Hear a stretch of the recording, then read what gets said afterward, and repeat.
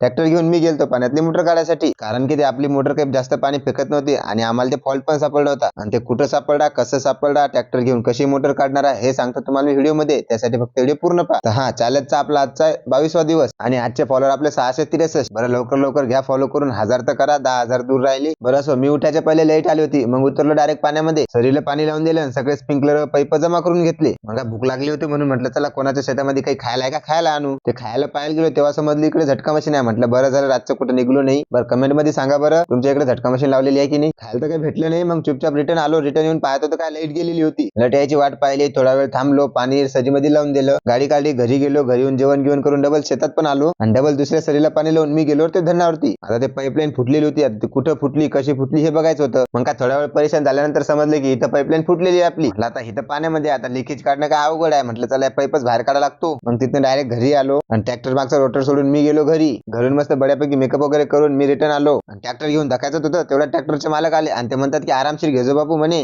ते काय आपले काकाच होते. म्हटलं थांबाव काका, काय टेन्शन घेऊ नका, मी आहे ना.